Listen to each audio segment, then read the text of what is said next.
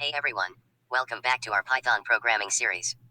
In today's video, we'll explore an interesting phenomenon related to lambdas defined in a loop. Have you ever wondered why lambdas, defined with different values in a loop, all seem to return the same result? Let's dive in and find out. Let's say we have a loop where we define a few lambdas or functions to calculate squares.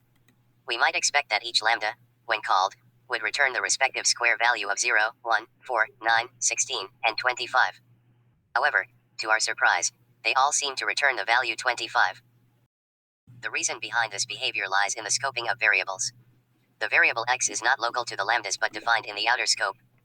Therefore, when the lambda is called, it accesses the current value of x from the loop's scope, which is 5.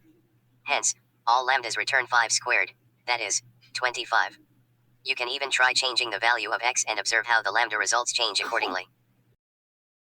To overcome this issue and ensure that lambdas have the correct values, we can save the values in variables local to the lambdas. Here, by using n equals x, we create a new variable n that is local to each lambda. It is computed when the lambda is defined and holds the value of x at that particular point in the loop. Now, each lambda will correctly return the desired result. Remember that this behavior is not limited to lambdas alone but also applies to regular functions. So, it's important to be aware of variable scoping when defining functions in loops.